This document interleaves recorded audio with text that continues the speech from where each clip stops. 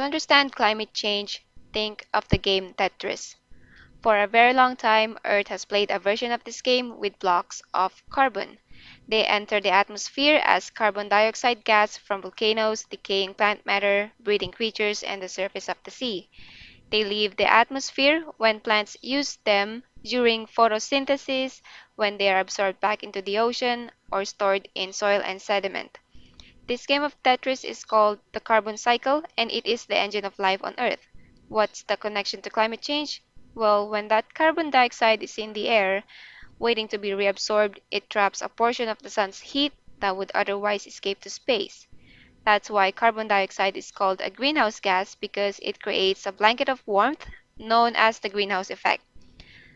Though the amount of carbon in the atmosphere has varied through ice ages and asteroid impacts over the past 8,000 years, the stable climate we know took shape, allowing human civilization to thrive.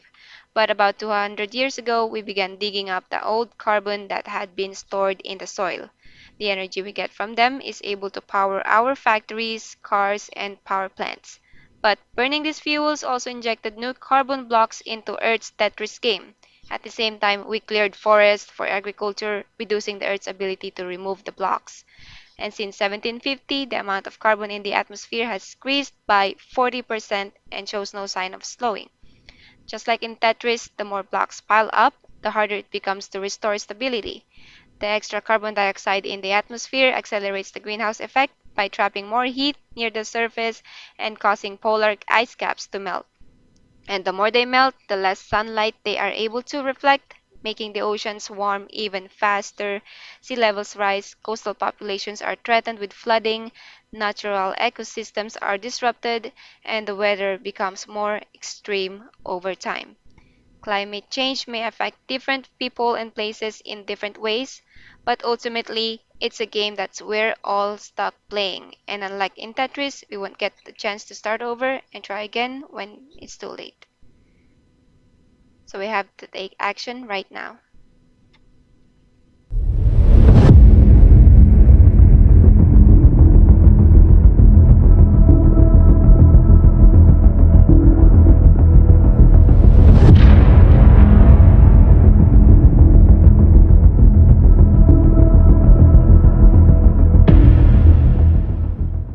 Lack of water.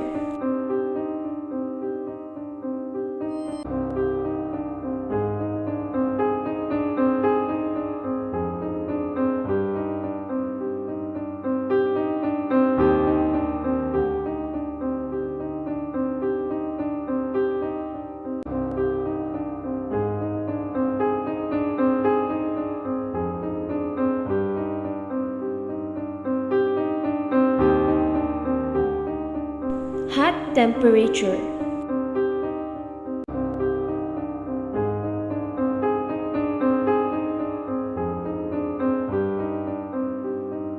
Too much usage of gadgets.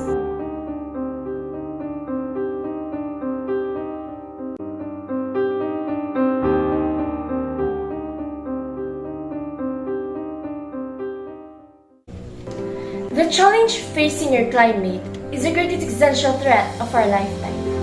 The actions we'll take now will determine the future for generations to come. Now isn't a time for rough measures, nor is it a time where we can afford to continue to prioritize the profit over people.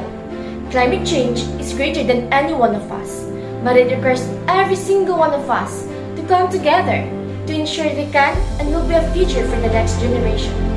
These are the things we can do to prevent climate change. Number 1. Be more conservative with energy usage. Energy conservation is the decision and practice of using less energy.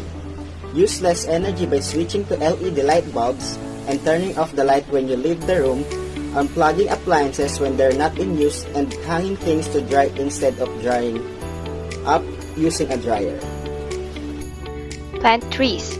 Reforestation is the most cost-effective way to prevent climate change. That is not only a fact, but also according to research presented at the American Association for the Advancement of Science conference. Now, why is it effective? It is because the trees absorb carbon dioxide, so planting more trees can help reduce the amount of carbon in our atmosphere.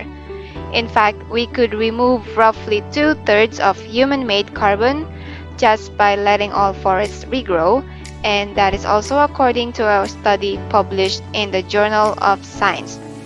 So let's go ahead and plant more trees. Reduce, reuse, and recycle.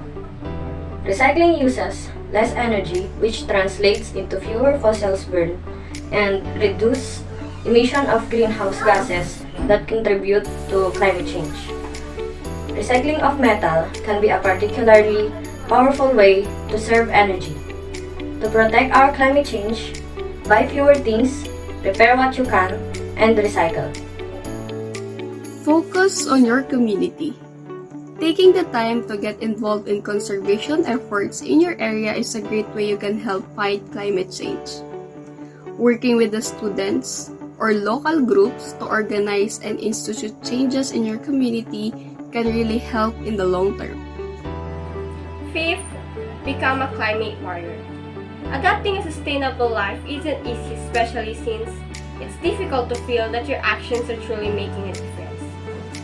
And each time you take a step to prevent global warming, you're usually giving up something, whether it's time, money, or convenience. That's why you should make sure the sacrifice you're making actually has a significant impact.